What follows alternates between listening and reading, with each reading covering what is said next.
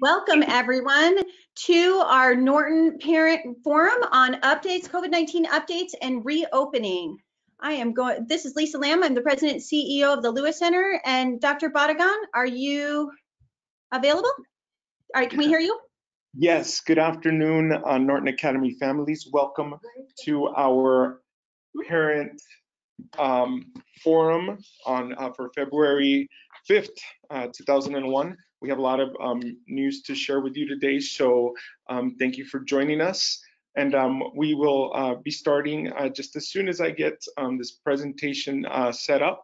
Again, thank you so much for joining us, and especially I want to thank you for joining us and changing your schedules at very last minute notice. We appreciate you. We have a lot of good news to share with you, and we will be sharing some communication information so that you can make sure to contact us if you have any further questions. Dr. B, I'll go ahead and do the slides for you. I'll advance them. Please. Are you sharing your screen, Lisa? Let's see. Oh, am I not? Just one second. Sorry for the technical difficulties. Oh, that's my camera. Oh, I'm sorry. No, that's quite all right. Thank you. Oh, I am not the presenter. Just one moment. I need to make myself the presenter again. Perfect. Okay. Awesome. Now I'm showing it. Thank you so much. So again, welcome. And thank you for being here this afternoon. I want to first introduce our awesome leadership team here. We have our president and CEO of the Lewis Center for Educational Research. She was gracious enough to make the introduction as I was having some technical difficulties. But I have a great team here who's always supportive. So thank you so much. And that is Mrs. Lisa Lamb. I have our vice principal, our elementary vice principal, Dr. Elizabeth Cronster, and our secondary vice principal, Ms. Myrna Foster. And for those of you who don't know me, if you're new to our school and are joining us and haven't been here in person, my name is Fausto Barragan, and I am the principal here at Norton Science and Language Academy. So first, I want to share some exciting news. If you have not driven by our construction on 230 Waterman Avenue here in San Bernardino, our campus, our brand new campus is coming up very quickly. And our first day of instruction with 9th graders added to our TK now 9 campus will be on August 30th, 2021. We're so excited about all of the opportunities that this new campus is going to bring us. It's going to really enhance our program and enhance the opportunities for our students to indeed become global citizens. So we're very excited, and we hope that you can join us. And also, if you have a student, a family that you know of who's looking for an amazing TK9 program and a person who wants to be in a safe, STEM-focused, dual language, dual immersion, world language program, and they want to be in 9th grade, we want 9th graders here with us to start our TK through 12 program. So please send them our way. We'll have some communication information here on our presentation so that you can follow us on our social media or contact me directly or contact my office support staff to get your student enrolled. Next slide, please. So there's a lot that has changed, especially in the last few weeks. So based on the changes with the pandemic that we've been facing for the last year, we as an organization, as a leadership team, as the principal of the school, have made some decisions moving forward, some decisions with instruction, learning, and teaching, and I want to present that information to you today.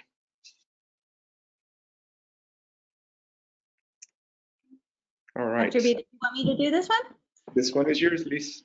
I think this one is mine. Okay, so like Dr. Badagan said, there have been a number of changes. Most of them are really positive, at least in a trajectory of getting us having the ability to open our grade levels to hybrid instruction.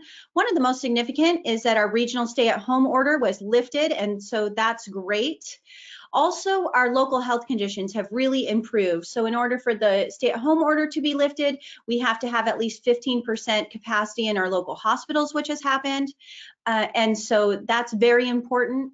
Additionally, we know that there is a reduction of cases. What we're seeing is almost a half each week in the amount of daily positive cases in our area. And we believe that that is due to not only the vaccine availability, but also the temporary natural immunity for those who have already been infected. Unfortunately, so many of our families and of our community members have had COVID. An exciting thing for us is that vaccines are becoming available for educators. We have hit some bumps in the road, as with all things with COVID and big systems changes. We don't expect it to go perfectly, and this hasn't gone perfectly yet, but we're thankful to be partnering with Redlands Hospital and hopefully get our teachers and all of our staff vaccines if they want them within the next week or two.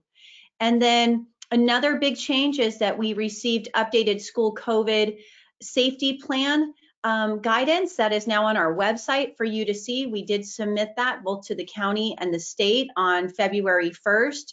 And so I think Dr. B is going to be talking about what some of those changes are. But overall, there are things that we've either already been doing or things that will not be difficult for us to incorporate. Thank you. So I wanted to show you a graphic of our the last 6 weeks of COVID data that has been released by the San Bernardino County COVID on the San Bernardino County COVID page. So I've only provided you with three sets of data, and these sets represent 6 weeks of COVID positive cases in our community. Now, when we originally wanted to open, we wanted to, in November, when we placed your students into cohort groups, cohort A or cohort B, Monday, Tuesday, Thursday, Friday, hybrid teaching, we wanted to make sure that the positive cases with COVID were below 25 per 100,000 in the county of San Bernardino. This was not the case, and therefore we pushed back on the date of reopening. And so we keep analyzing data, looking at the county data that's released every 2 weeks to make sure that we made the best decisions when it came to in-person or hybrid instruction here at Norton Academy. So as you can see on the data that was released for the January 3rd through January 9th range was at 173.1%. And of course, that was high, and we weren't even considering opening at that point. The next set of data went down significantly, as you can see in my chart there, 49.7% difference from the previous reports.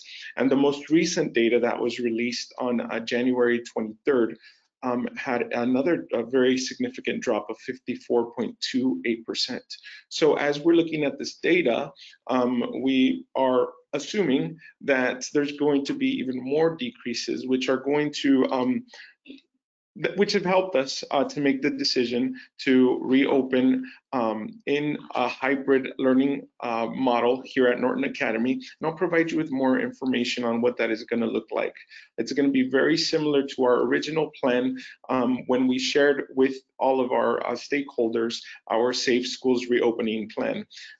For your information, if you would like to do more research on the data with the county, I've included the website that you can visit. It has very comprehensive data about what COVID-19 looks like in San Bernardino County. Lisa, can you go to the next slide? So here are some of the steps that we've taken to come back into in-person hybrid instruction here at Norton. On February 16th, 2021, all classified staff and all certificated staff, all teachers and all of our support staff will be back at Norton preparing for our expected opening and I will give you the date on our next slide. All teachers will return to prepare for that reopening. We have taken many steps to prepare our classrooms to be as safe as possible, to make sure that our hybrid instruction is as effective and efficient as possible. We've purchased technology that supports that hybrid instruction where some of our students will be at home and some of our students will be learning virtually from home. And also on February 16th, special education cohorts will return to in-person instruction. Lisa, can you go to the next slide, please? So our elementary TK through 5 return. So we are going to follow the same guidelines that we set up and designed when we opened wrote the original Safe Schools reopening plan, rather. So our TK through 2nd students will return on March 1st. Okay. Cohort A, that is if you're in group A, which means you will attend Monday and Tuesday, will be back on Monday, March 1st, and will attend school from the hours of 8 to 12. Why not 8 to 3? Well, we've decided as a team, because we do not have the adequate space or the adequate cafeteria space to make sure that all of our students are still practicing those social distancing guidelines, we've decided that 8 to 12 will be the time where students will be in school. I do ask that students are picked up promptly after school ends, because again, we want to make sure that we maintain them as safe as possible, social distanced, and we can't have lots of students remaining, just again to make sure that we're following all protocols that we've set here to keep a safe campus. Now, cohort B from TK through 2nd will be returning to school Thursday, March 4th, and they will be attending Thursday and Friday. Wednesdays will remain all virtual for all students. Now, those families who choose to only do virtual instruction, as you see in my chart down here, those who attend distance learning will be distance learning Monday through Friday. Now, we will be bringing back our students in grades 3 through 5 the following week. We're going to wait 1 week to bring everybody back, and we just want to make sure that we are practicing and that our students are getting used to our new system here on campus, and then we will wait 1 week to bring back our students in grades 3 to 5. So again, cohort A will start Monday, March 8th, and cohort B will start Thursday, March 11th. All of this information will be shared with you, and these slides will be placed on our Norton website for you to access if you want anything clarified or if you need more information. And we will continue to communicate with you just as reminders while we transition into our hybrid learning program, which will hopefully begin Monday, March 1st. Next slide, please. Now, middle school. When we originally planned to open, we applied for a waiver and were approved for a waiver to bring back elementary school students. There was no waiver available for middle school students or for secondary students for many reasons. So secondary will return only when the county is at a red tier or when there are 7 or less than 7 per 100,000 positive daily cases in San Bernardino County. Currently, we are at approximately 60 positive cases per 100,000. So we are not close to open middle school right now, again, for many reasons. But once we get there, we will give you plenty of time and plenty of notification when we move towards that decision. Right now, that is not the case, so students will remain in distance learning. However, we are working on plans for those students who have been struggling most, who have been impacted most, who have are having learning difficulties, who need more support to bring some of the middle school students, secondary students back into small cohort groups to mitigate that learning loss that is affecting them. Lisa? Perfect. So on January 14th, I'm already ahead of myself. On January 14th, there was a new plan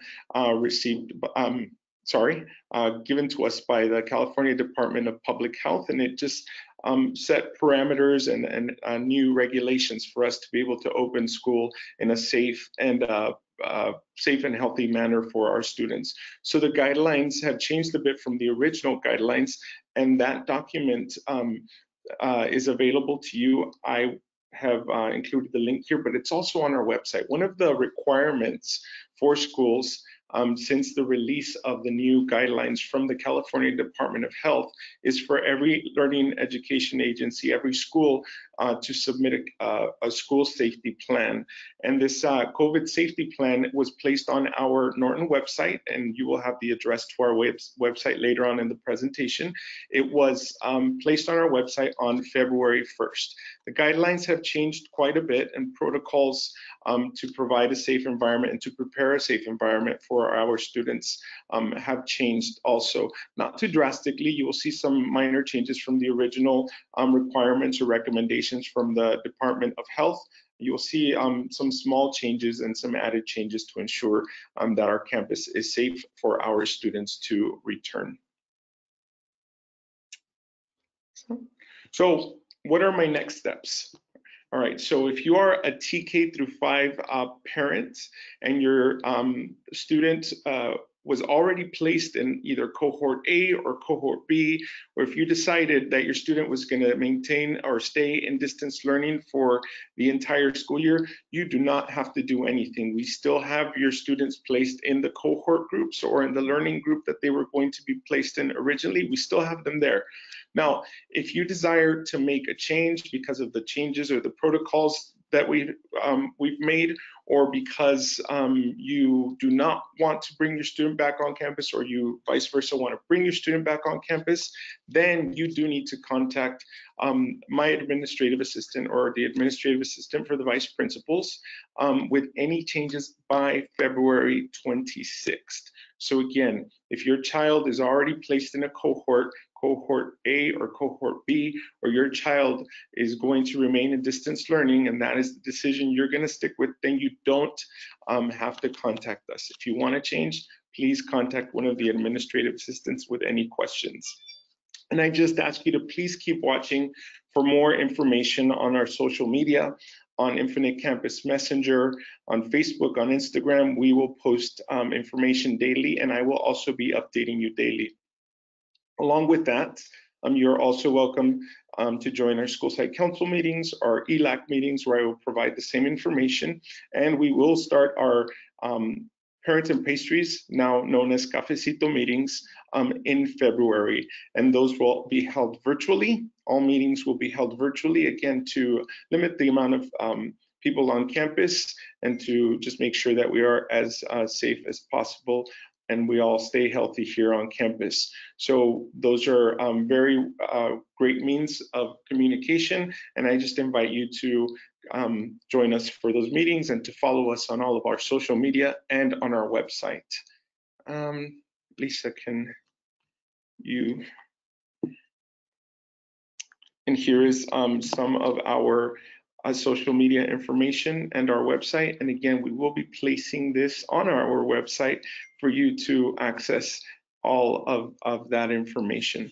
Now, I don't see any questions yet. Lisa, are there any questions? We have a couple. Yep. Okay, can you go ahead and ask them? Sure. Will we be re-notified as to which cohort our student is in? Yes, my staff here in the office is working on that notification. And if you don't receive something for whatever reason, please feel free to contact the school and we will let you know. Okay. And then my child was not listed for hybrid in-person model. She was on the list in the beginning of the year, but wasn't on the November updated list. How do I add her? I think you answered that. So to either reach out to Elvira or Annalie? Yes. Yes, okay. Please reach out to my admin assistant or admin assistants here in the office, and we will notify you. Also, teachers will be notifying you via their Google Classrooms to let you know a lot more information as well. Good question. Thank you. How early can children be dropped off? 7:45 is the earliest that children can be dropped off on campus. So I do have, some good news. We will have our staff coming back on February 16th, our CDUs, our support staff, our teachers. And so we are all going to get ready from starting February 16th to make sure that we receive your students here safely and that we are making sure that everybody stays safe. Okay, I can take the next question. Will all teachers and staff be vaccinated before opening? I have been working, the one coordinating with Redlands Hospital and the county to get our staff the opportunity for vaccinations. So it is not mandatory for our teachers and staff to take the vaccination prior to opening. However, we are doing our very best to make sure that they can get at least that first dose prior to opening. Right now, however, the county has decided that schools that are currently open will be the first to receive the vaccination. So it is likely that, or it is possible that they wouldn't have the opportunity until they actually enter that in-person instruction. But please know, just as we've talked with our staff yesterday, we're doing everything to get them those opportunities just as soon as possible. Testing for staff and students, I can take that one too. Right now, our testing cadence is set up to be every other month for staff for asymptomatic surveillance testing. So all of our staff will be testing this month of February, and we monitor that. We may need to, depending on what happens in the legislature, which we expect to be happening March 1st, need to adjust that testing cadence for staff. But we don't know yet. So right now, that's where we're at. Of course, we always do symptomatic testing. So if a staff member is symptomatic, they always get a test right away. For students, right now, we have not set a testing cadence for asymptomatic surveillance testing for students, but we do have a great new update. We are working with Valencia Labs, and Miss Juliana, our amazing nurse, will have testing kits available for students if parents request and the student is experiencing symptoms and you want the convenience of having them tested at school. We'll now be able to do that. And that wasn't something we've had before. We also will be able to provide that for our staff. Okay, when can they expect the notification of the cohorts? We've been working on that notification this week, and you should have information by next week about those cohorts. And again, I want to remind you that teachers will also be reaching out to you via Google Classroom to inform you of that information. Okay, when will we be able to offer after-school care again? We are currently not going to offer any before school or after school care. We do not have a date yet for that. Please just wait for us and be patient while we determine when that is going to be possible. Again, if you have any changes to the program the learning group that you were assigned to, any changes at all, you're going to reach out to those contacts, either to Elvira or to Annalie. Reopening plan stated that outdoor classes were going to be utilized also. What grades does that apply to? Outdoor classes, I am not too sure. I filled out the plan. So the outdoor spaces is just any time that we can move learning outdoors, we're going to try to do that. One of the things that we use some of our COVID funds for were to buy a bunch of new tables and benches, and we'll be able to take those over to our new campus as well. But one of the things that we have learned is whenever we can move learning or activities outside, we want to try to do that. And on our new campus, for next year, we'll definitely have a lot of outdoor spaces. How often, I answered that question. That was about a COVID testing. Will we know if our child's teacher is vaccinated? No, that's a private medical information. No, students are not required to be tested. Why wouldn't we wait for all teachers and staff to be vaccinated before reopening? San Bernardino County is behind on testing. So The reason why is because there have been a lot of studies done throughout our nation with schools that have been actually opened throughout this whole time since March, and schools around the world. And schools are shown to be safe places prior to the vaccine becoming available. The vaccine is an important measure. It's one that we want to make sure that our staff has the opportunity to get. But we believe that with all the other measures that are in our plan, that our staff will be safe, even if they were to come back today. And so it's important for us, and we want it to happen, but it's not required before we open. And San Bernardino County isn't, I believe that our testing is widely available, and I think that those kinks have been worked out. Where we're struggling a little bit are our vaccines, and I am working closely with the county, with public health, and with Redlands Hospital to make sure that our teachers get priority. Oh, we have a new family, Dr. B, and they are curious about about uniforms for in-person instruction. Yes, so we will continue requiring uniforms of students. And let's see, I can't see the chat, but I'd love to get your information to personally contact you and welcome you to our school, and to give you more information about our uniform policy. The best person to contact for that They is... have the uniforms, Dr. B. They said that they have them. They just didn't want to show up and be the only ones wearing them. There's still going to be uniform. We're still requiring uniforms. And so thank you and welcome. And please wear your uniform on the first day. Yep. Okay. And then I can take this next one. It's the protocol if someone in the classroom or the cohort tests positive.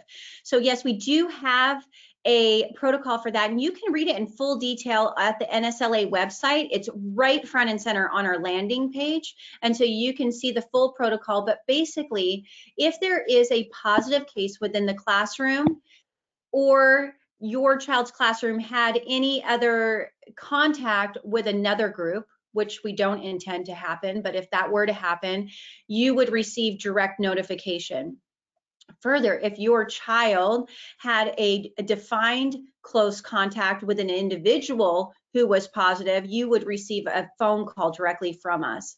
And a defined close contact is being within 6 feet for a total of 15 minutes within a 24-hour period. So we do very close contact tracing, and if we were to find that, we would call each one of those families directly. Okay. Yes, we are still offering breakfast and lunch at school. Did you want to add anything to that, Dr. B? We're still offering breakfast and lunch at school. Again, I wanted to remind you that the lunches will be grab and go, and all of those families who continue to attend virtually, you will still be able to pick up those breakfasts and lunches here on campus daily. So if you need any information on that, please just contact us. But yes, lunch and breakfast provided for everybody from the ages of, well, all the way up to 18. So please take advantage of that. Okay, I'll take the next one too. It is regarding if a student tests positive, if a student or a teacher tests positive for COVID, who would need to then quarantine at home? Is it just the classroom or the whole grade level? So basically the guidance is just the direct contact. So again, we would do very careful contact tracing. And so anybody, whether it was an adult or the child who was a defined direct contact, would have to stay home in quarantine for 10 days. And that's an update too, because it used to be 14. We would not shut the classroom down unless public health asked us to. And generally that's going to be if there were a number of cases within the classroom. And then the same thing for they would only shut the grade level down if it spread throughout the grade level, or the school, it would be unlikely that they would shut the whole school down, but they could if there was it's a pretty high percentage of COVID cases. So we don't anticipate that to happen because we're keeping all of our groups stable small group cohorts, which means that there is a maximum of 16 in the entire group, and that would only be a total of 2 adults. So that helps us make sure that we don't have widespread outbreaks. Also, I just wanted to add that our recesses have been scheduled, so each small group is in a different location with a different supervisor. So for example, during kindergarten recess, there will be 5 different zones for recess, and each group, each classroom cohort, small group, will have their own supervisor so that we're not mixing classes. And then, yes, masks will be required the whole time that we were in class. So when we first heard about the guidance at the beginning of the school year, there was some exceptions, but now students and staff have to wear their masks the entire time we're at school, unless we're eating. So anytime we're here.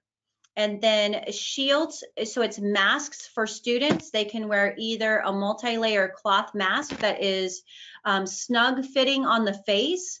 You cannot wear a bandana, which would be a single layer, or one of the gaiters that you just kind of wear around your neck and pull up. Those are not going to be protective. And then our staff will be wearing the multi-layer blue disposable masks, unless a teacher, maybe especially like a kindergarten teacher or somebody who has to really articulate with their mouth, they'll wear a shield with a drape during those parts of their instruction.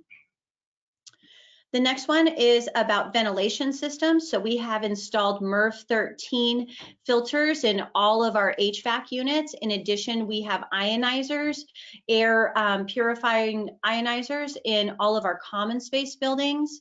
And also, one of the benefits of being on our current campus is that we're in mostly portables, and so they have great direct access to outside air. So we would be able to open our windows or our doors as needed.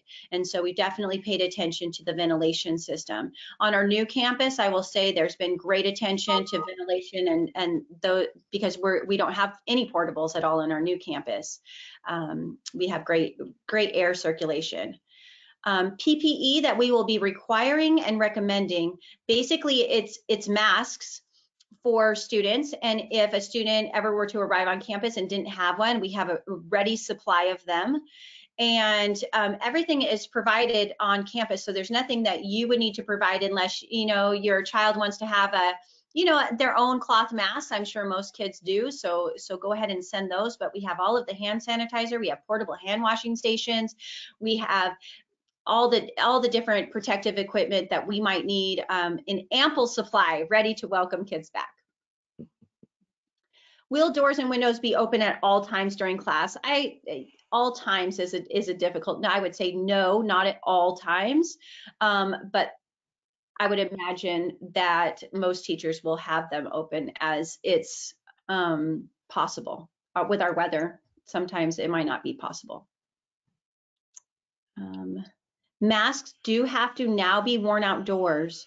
So they didn't used to have to be worn outdoors when 6 feet distance was maintained, but under the new requirements, students have to wear them at all times, unless they're eating.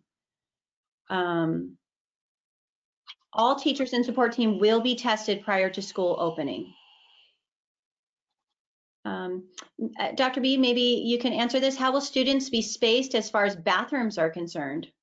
As far as bathrooms are concerned, we are asking the teachers to, first of all, to establish procedures that will make sure that students are not all going to the restrooms at the same time. We've placed social distancing markers outside of the restrooms on the restroom ramps, and we are going to have plenty of staff available outside, our character development officers, aka CDUs, out to make sure they're monitoring those restrooms, to monitor not only for the cleanliness of them, but to monitor that students aren't congregating in the restrooms. And we will do our best to make sure there is no way for teachers to, especially a school with a lot of students, there's no way for teachers to communicate with every teacher, hey, I'm sending this student to the restroom, don't send anybody.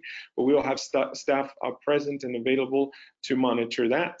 And we will have constant reminders to students from teachers to say, hey, if you go to the restroom and you see somebody else is there, please wait on one of the markers. It's going to take training, it's going to take reminders, It's going to also take training from families at home to remind their students to respect those social distancing requirements, parameters, and expectations.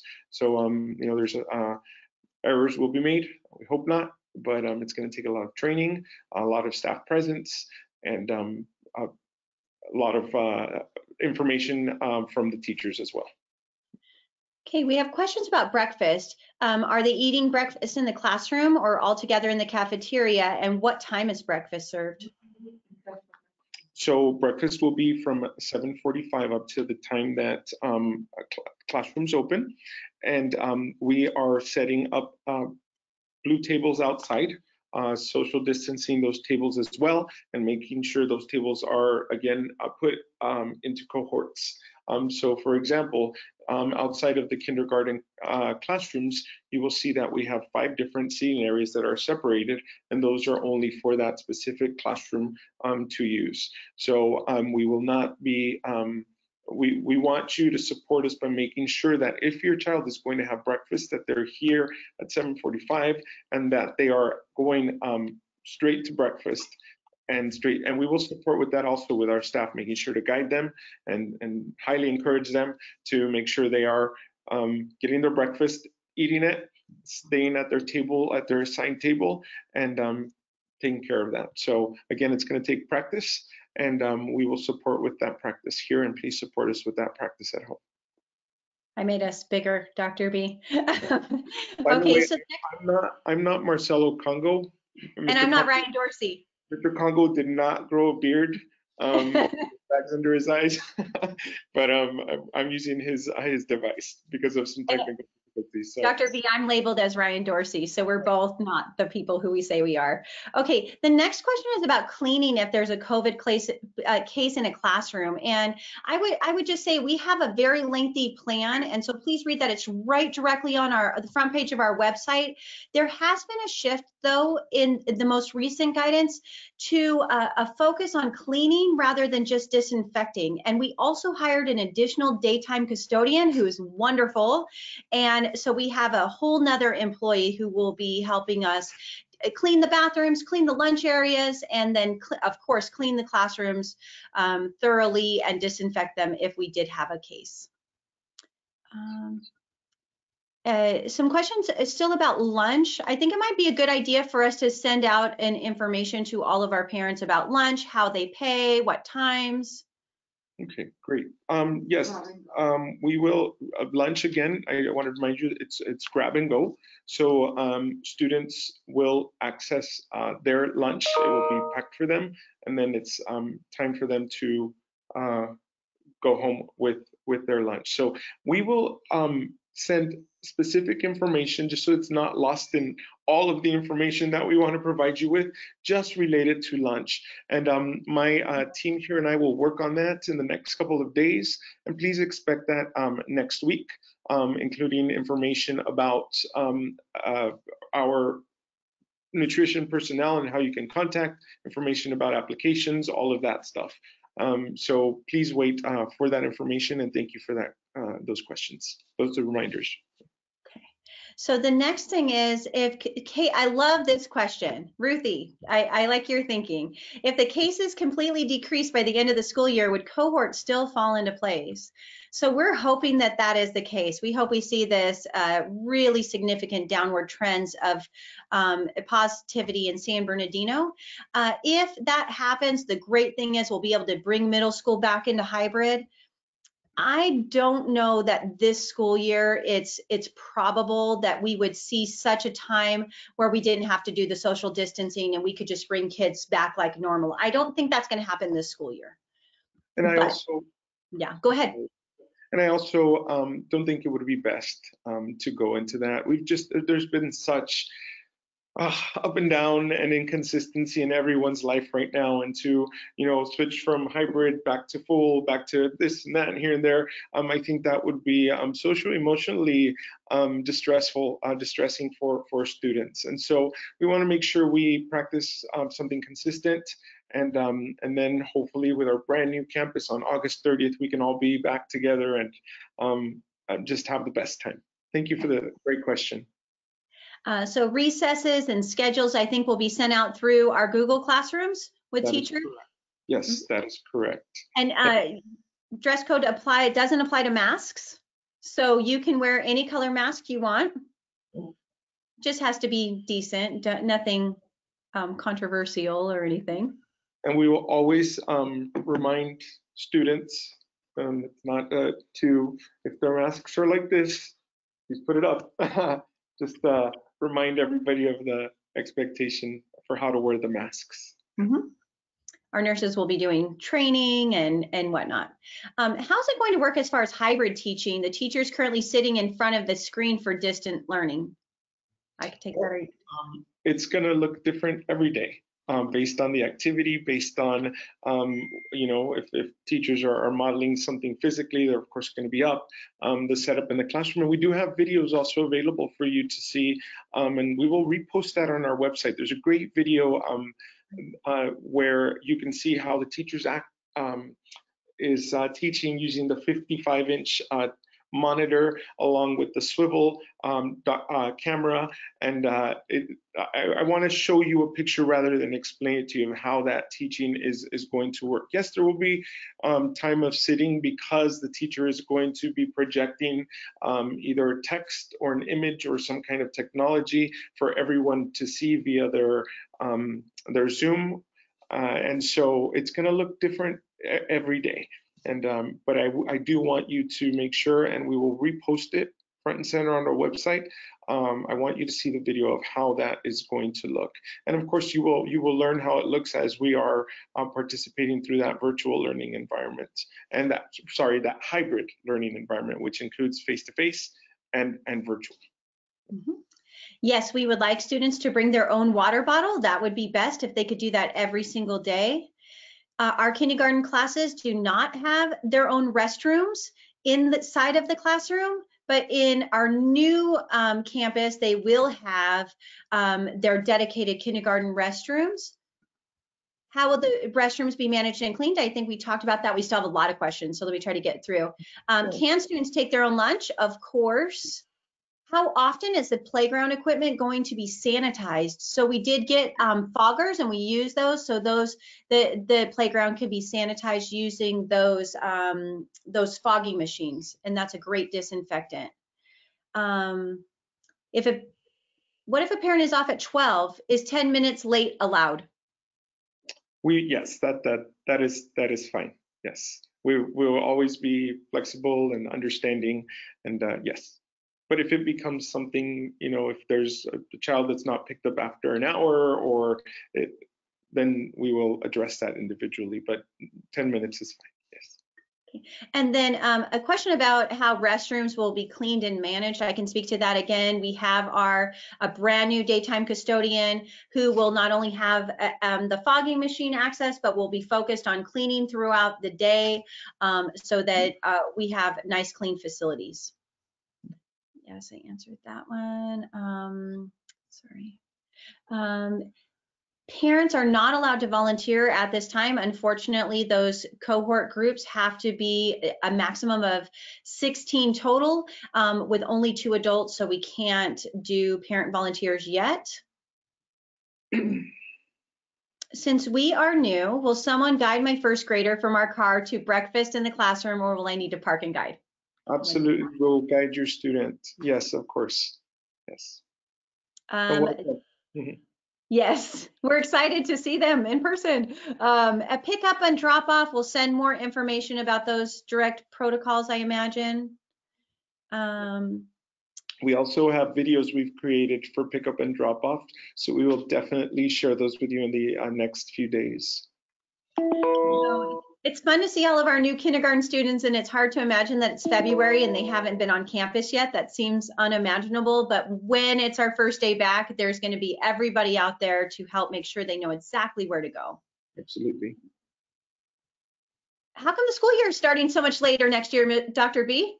Well, the school year is starting so much later because we have a brand spanking new campus, a state-of-the-art facility that we are about to open on August 30th. So June 5th is our last day here on campus. And the bulldozers are parked right in front, ready to bulldoze us down. And so I have to rush out of here and rush 80 staff members out of here to move.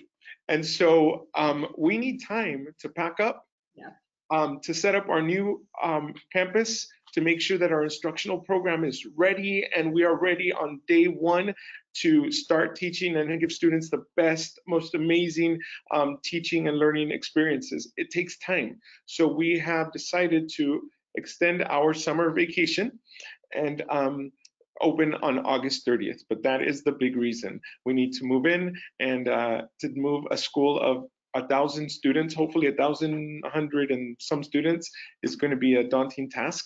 And yeah, that's the reason. Yeah, we're ready.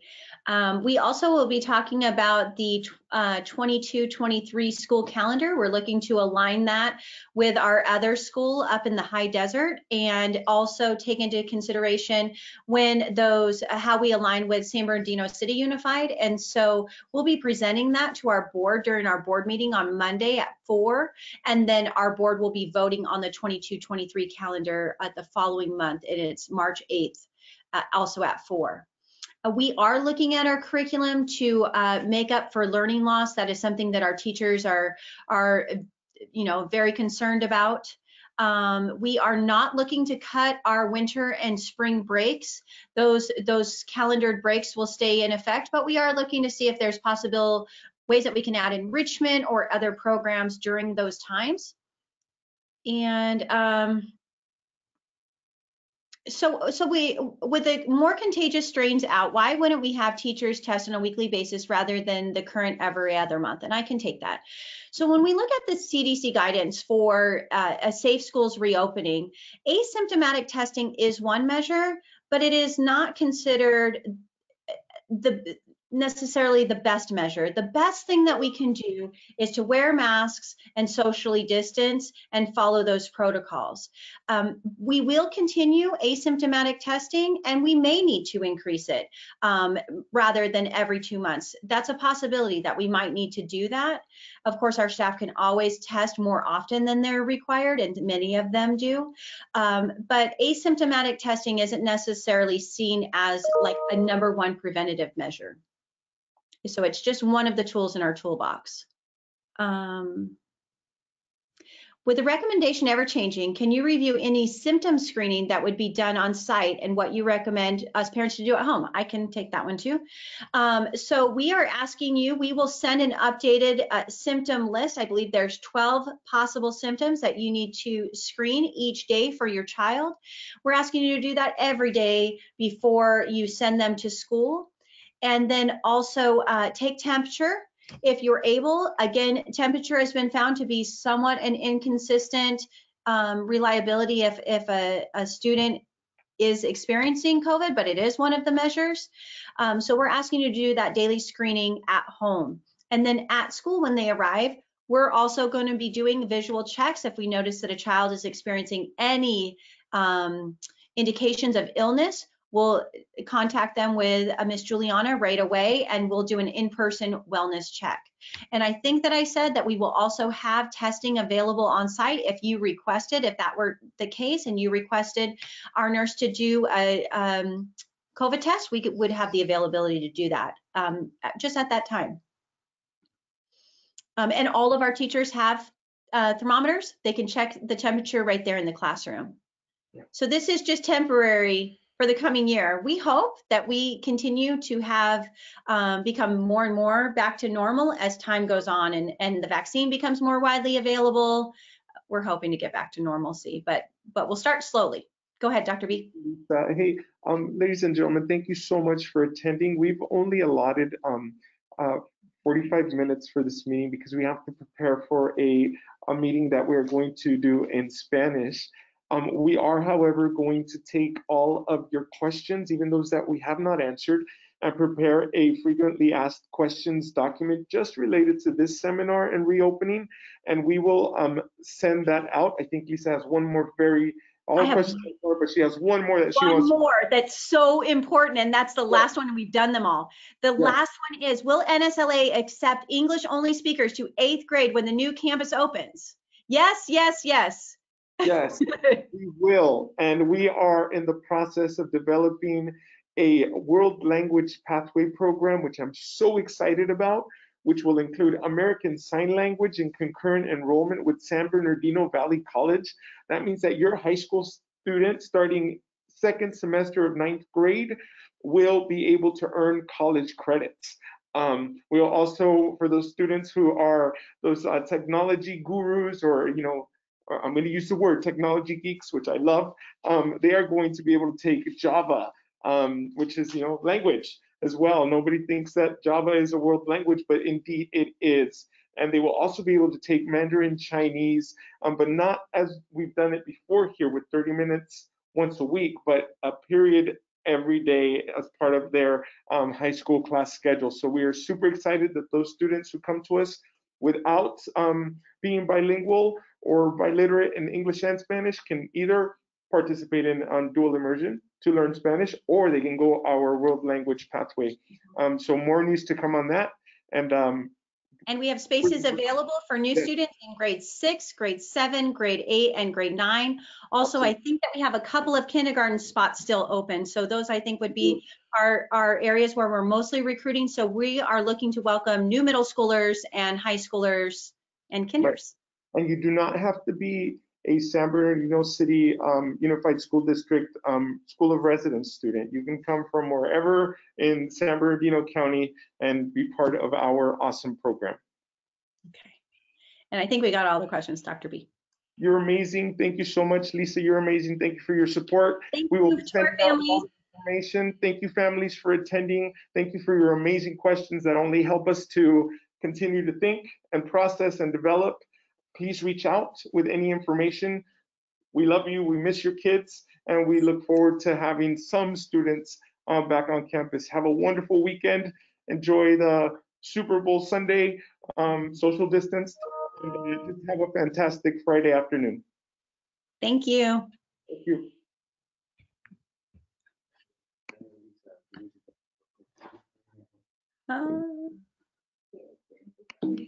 And